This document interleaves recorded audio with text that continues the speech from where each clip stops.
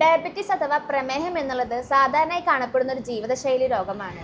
പ്രമേഹ രോഗികൾ നോമ്പ് കാലത്ത് ശ്രദ്ധിക്കേണ്ട കാര്യങ്ങളെക്കുറിച്ചും ജീവിതശൈലിയിലും ഭക്ഷണത്തിലും വരുത്തേണ്ട മാറ്റങ്ങളെക്കുറിച്ചും നമുക്ക് മെഡ്സോണിലെ സുഹറ മാഡത്തോടൊന്ന് ചോദിച്ചു നോക്കാം. മാഡം, പ്രമേഹ രോഗികളിൽ എന്തെല്ലാം കോംപ്ലിക്കേഷൻസ് ആണ് കാണുന്നത്? പ്രമേഹ രോഗികളിൽ കാണുന്ന കോംപ്ലിക്കേഷൻസിന് നമുക്ക് പ്രധാനമായിട്ടും രണ്ടായി തിരിക്കാം. ഒന്ന് short term complications. Short term complications എന്ന് പറഞ്ഞാൽ പെട്ടെന്ന് ഉണ്ടാകുന്ന കോംപ്ലിക്കേഷൻസ് ആണ്. ലോങ് ടേം കോംപ്ലിക്കേഷൻസ് എന്ന് പറഞ്ഞാൽ കുറേ കാലമായിട്ട് പ്രമേഹമുള്ളവരിൽ ഉണ്ടാകുന്ന കോംപ്ലിക്കേഷൻസ്. ഷോർട്ട് ടേം കോംപ്ലിക്കേഷൻസിൽ പെട്ടതാണ് ഡീഹൈഡ്രേഷൻ, ശരീരത്തിലെ ജലാംശം കുറയുക. അതുപോലെ തന്നെ ഹൈപ്പോഗ്ലൈസീമിയ എന്ന് പറഞ്ഞാൽ എന്താണെന്നറിയോ? ഷുഗർ കുറയുക, ബ്ലഡിലെ ഷുഗർ കുറയുന്ന അവസ്ഥ. നമ്മുടെ ഷുഗറിൻ്റെ അളവ് 70 mg/dL കുറയുമ്പോഴാണ് നമ്മൾ ഹൈപ്പോഗ്ലൈസീമിയ എന്ന് പറയുക. പിന്നെയുള്ളത് ഹൈപ്പർ ഗ്ലൈസീമിയ എന്ന് പറഞ്ഞാൽ ഷുഗർ കൂടുന്ന അവസ്ഥ. അതുപോലെ തന്നെ ഡയബറ്റിക് കീറ്റോ ആസിഡോസിസ് എന്ന് പറയും. ഷുഗർ കൂടുന്നതിൻ്റെ ഭാഗമായിട്ട് നമ്മുടെ രക്തത്തിൽ കീറ്റോൺ ബോഡീസ് എന്ന് പറഞ്ഞ ഒരു ഘടകങ്ങൾ ഉണ്ടാവുക. ഇതൊക്കെയാണ് ഷോർട്ട് ടേം കോംപ്ലിക്കേഷൻസ്. ഇനി ലോങ് ടേം കോംപ്ലിക്കേഷൻസ് എന്ന് പറഞ്ഞാൽ നമ്മൾ പറഞ്ഞു കുറേ കാലമായിട്ട് പ്രമേഹമുള്ളവരിലാണ് കാണുന്നതെന്ന്.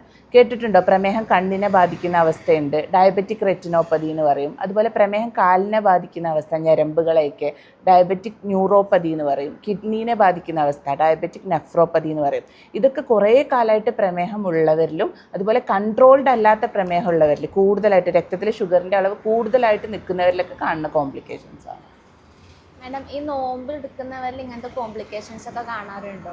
നോമ്പ് എടുക്കുന്നവരിൽ കോംപ്ലിക്കേഷൻസ് കൂടുതലായിട്ട് കണ്ടുവരാറുണ്ട്. എസ്പെഷ്യലി നമ്മൾ പറഞ്ഞ ഈ ഷോർട്ട് ടേം കോംപ്ലിക്കേഷൻസ് ആയിട്ടുള്ള ഡീഹൈഡ്രേഷൻ. നമുക്കറിയാം, നമ്മൾ രാവിലെ സുഹൂർ സമയത്ത് നമ്മൾ വെള്ളം കുടിക്കുന്നു, ഭക്ഷണം കഴിക്കുന്നു.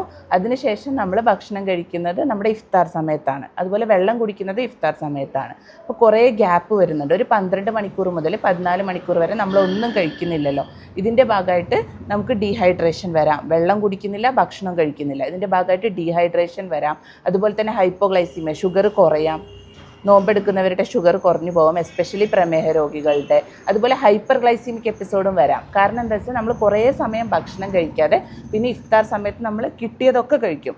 കുറേ ജ്യൂസ് കുടിക്കും, കുറേ വെള്ളം കുടിക്കും. അതുപോലെ തന്നെ നമ്മൾ ബേക്കറികൾ ഇതൊക്കെ കൂടുതലായിട്ട് കഴിക്കും. അതുപോലെ ചോറൊക്കെ കഴിക്കും. ഈ സമയത്ത് നമ്മുടെ രക്തത്തിലെ ഷുഗറിൻ്റെ അളവ് പെട്ടെന്ന് കൂടും. അങ്ങനെ ഹൈപ്പർ ഗ്ലൈസീമിയയും അതുപോലെ ഡയബറ്റിക് കീറ്റോ ആസിഡോസിസ് നമ്മൾ പറഞ്ഞു, കീറ്റോൺ ബോഡീസ് രക്തത്തിൽ ഉണ്ടാകുന്ന അവസ്ഥ, ഇതൊക്കെ പ്രമേഹ രോഗികളിൽ നോമ്പെടുക്കുമ്പോൾ കൂടുതലായിട്ട് കണ്ടുവരാറുണ്ട്. അപ്പോൾ നോമ്പ് തുറക്കുമ്പോൾ ഫ്രൂട്ട്സ് ഒക്കെ കഴിക്കുന്നത് നല്ലതാണെന്ന് ചില പേഷ്യൻസ് അറിയാം. അപ്പോൾ അതിനെക്കുറിച്ചിട്ട് എന്താണ് പറയാനുള്ളത്? നോമ്പ് എടുക്കുന്ന സമയത്ത് ഫ്രൂട്ട്സ് കഴിക്കുന്നത് നല്ലതാണ്. ഫ്രൂട്ട്സ് കഴിക്കുന്നതാണോ ജ്യൂസായിട്ട് കുടിക്കുന്നതാണോ നല്ലത് എന്ന് ചോദിച്ചാൽ ഫ്രൂട്ട്സായിട്ട് തന്നെ കഴിക്കുന്നതാണ് നല്ലത്.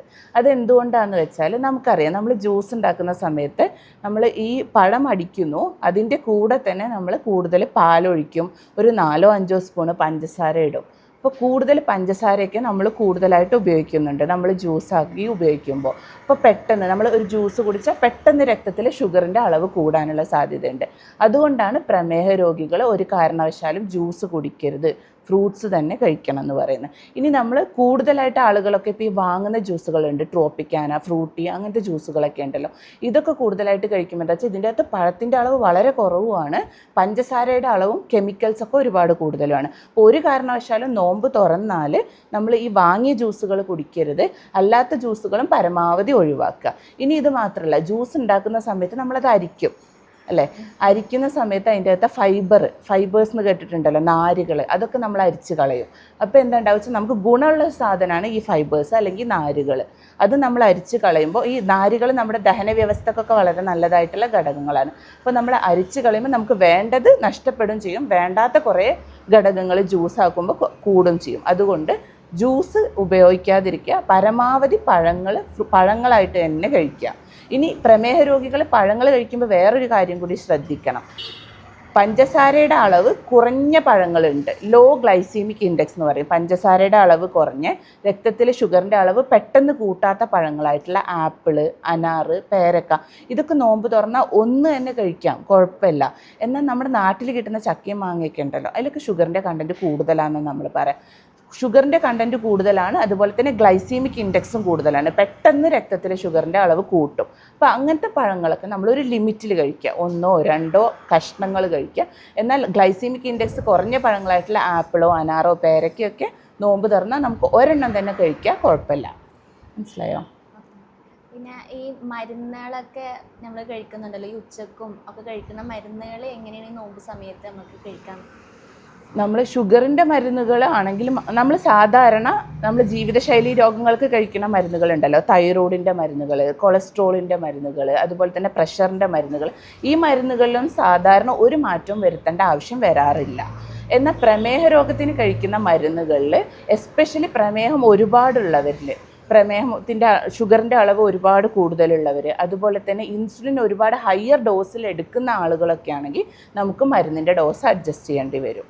അതുപോലെ തന്നെ ചില ആളുകൾക്ക് ഉണ്ടാവും പെട്ടെന്ന് ഷുഗർ കുറഞ്ഞു പോകുന്ന അവസ്ഥ, ഹൈപ്പോഗ്ലൈസീമിയ ഇടയ്ക്കിടയ്ക്ക് വരുന്ന അവസ്ഥ. അവർക്കൊക്കെ എന്തായാലും മരുന്ന് അഡ്ജസ്റ്റ് ചെയ്ത ശേഷം മാത്രം നോമ്പെടുക്കാൻ ശ്രദ്ധിക്കേണ്ടതാണ്. മനസ്സിലായി? ഇനി ഉച്ചക്കത്തെ ഗുളികൾ എപ്പോൾ കഴിക്കണം എന്ന് ചോദിച്ചാൽ, ഉച്ചക്കത്തെ ഗുളികൾ നമ്മൾ നോമ്പ് തുറന്ന ശേഷം കഴിക്കുന്നതായിരിക്കും നല്ലത്.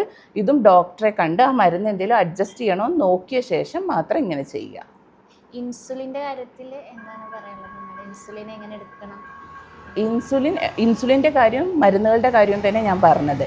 ഇൻസുലിൻ്റെ കാര്യമാണെങ്കിലും നമ്മൾ ഇൻസുലിൻ ഹൈ ഡോസിൽ എടുക്കുന്നവരാണെങ്കിൽ ഡോസ് അഡ്ജസ്റ്റ്മെൻറ്റ് ആവശ്യമായിട്ട് വരും. അങ്ങനെയുള്ളവർ നോമ്പെടുക്കുന്നതിന് മുന്നേ ഡോക്ടറെ കണ്ട് മരുന്ന് അഡ്ജസ്റ്റ് ചെയ്യുക. പിന്നെ ചില ആളുകൾക്കുള്ളൊരു സംശയമാണ് ഇൻസുലിൻ എടുത്താൽ നോമ്പ് മുറിയോ എന്നുള്ളത്. ഇൻസുലിൻ എന്ന് പറയുന്നത് ഒരു മരുന്നാണ്. മരുന്നുകളൊന്നും എടുത്താൽ സാധാരണ നോമ്പ് മുറിയില്ല എന്നാണ് നമ്മൾ പറയുക. അതുപോലെ തന്നെ മതപണ്ഡിതന്മാരൊക്കെ അതാ പറയുന്നത്. എന്നാൽ നമ്മൾ ക്ഷീണം മാറ്റാനുള്ള മരുന്നുകൾ, വൈറ്റമിൻ്റെ ഇഞ്ചെക്ഷൻസ്, അതുപോലെ തന്നെ ഗ്ലൂക്കോസ് ഇടുക ക്ഷീണം മാറ്റാൻ വേണ്ടിയിട്ട്, ഇത്തരത്തിലൊക്കെ ചെയ്താൽ നോമ്പ് മുറിയും. അല്ലാണ്ട് നമ്മൾ ഇൻസുലിൻ ഒരു ഡോസ് എടുത്തു അല്ലെങ്കിൽ ഷുഗർ ഒന്ന് ചെക്ക് ചെയ്തു, ഇതുകൊണ്ടൊന്നും നോമ്പ് മുറിയില്ല.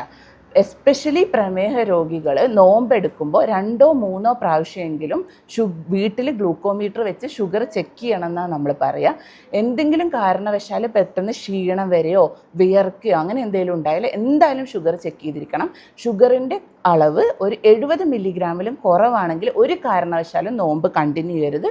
നോമ്പ് മുറിക്കുക, വെള്ളമോ ഭക്ഷണമോ എന്താണെങ്കിൽ കഴിക്കുക. കാരണം ഇത് നമ്മുടെ ലൈഫിന് വരെ റിസ്ക് ഉണ്ടാക്കുന്ന, ജീവന് വരെ പ്രശ്നം ഉണ്ടാക്കുന്ന ഒരു കാര്യമാണ് ഈ ഹൈപ്പോഗ്ലൈസീമിയ അല്ലെങ്കിൽ ഷുഗർ കുറയുന്ന അവസ്ഥ എന്ന് പറയുന്നത്. പ്രമേഹ രോഗികൾ സാധാരണയായി ഉണ്ടാകുന്ന കോംപ്ലിക്കേഷൻസിനെ കുറിച്ചും നോമ്പ് കാലങ്ങളിൽ പ്രമേഹ രോഗികൾ ശ്രദ്ധിക്കേണ്ട കാര്യങ്ങളെക്കുറിച്ചും ഡോക്ടർ സുഹറ മാഡം നമുക്ക് വിശദീകരിച്ച് പറഞ്ഞു തന്നിട്ടുണ്ട്.